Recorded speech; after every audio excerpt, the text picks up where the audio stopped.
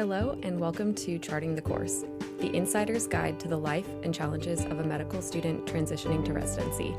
I'm Alyssa, your host and fellow journeyer on this path of medicine.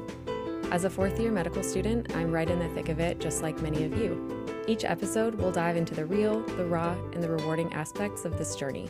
From virtual interviews to our first days as residents, we'll explore what it means to pursue a career in medicine. So grab your stethoscopes, a cup of coffee, and join me as we navigate this exciting, challenging, and life-changing world together. Hi everyone, and welcome to another episode.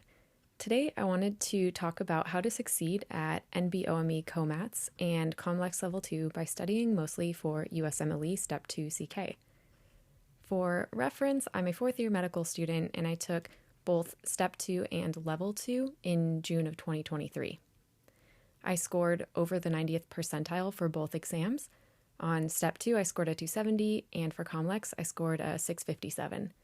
So today I just wanted to talk about how I did that, and I mostly focused on just studying for Step 2, and the COMLEX score was just a result of me having studied mostly for Step 2, apart from a couple things that I did differently during dedicated. So starting things off, at the beginning of third year, I purchased UWorld Step 2, their QBank for that, but I did not get the OMT questions. I did that for Step 1 and Level 1. I purchased the OMT questions, but this time I didn't do that. And then I worked on those questions every month. So if I was in internal medicine, I would go through all of the internal medicine questions in that. If I was in OBGYN, I would go through all of the OBGYN questions. I know some students like to do things randomly, and I just didn't do that. I just did whatever block I was currently on at that time. Those are the questions that I did. Similarly, I did the NBOME CMS forms, or the Clinical Mastery Series forms, for each of the rotations. I did them for internal medicine, OBGYN, and pediatrics, and so forth, whether I was taking the NBME shelf exam or the NBOME COMAT, because my school has you take both. So not for everything, but for instance, for for family medicine, they had us take both the NBOME and the NBME.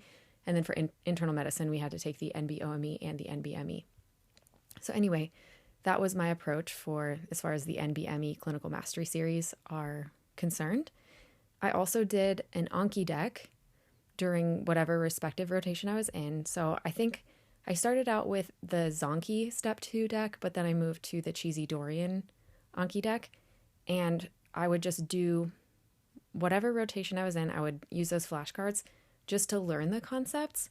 And after I was done with those rotations, I never looked at the flashcards again. I was purely using it just to learn things.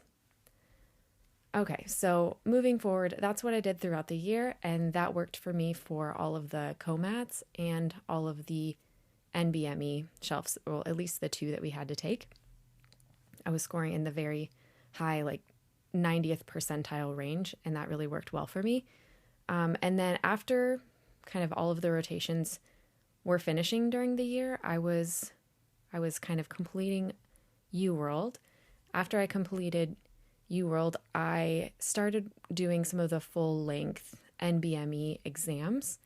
They have both the online and there are some offline forms that some people can use as well or find, and you can use these NBME forms.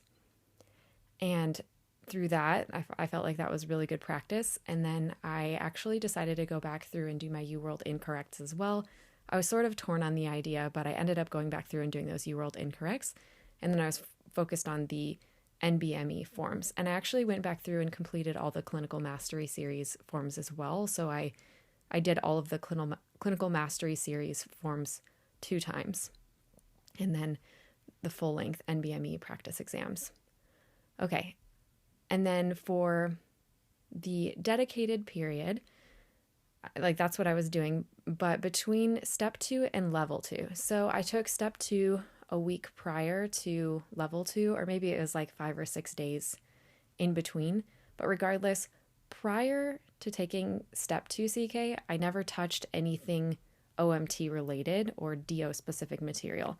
The entire year I was I was solely focused on only the USMLE content.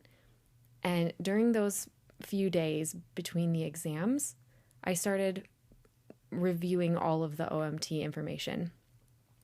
So what I did is I did all of the ComBank OMT questions, or I think I did all of them. Maybe I didn't do all of them, but I did a good number of them.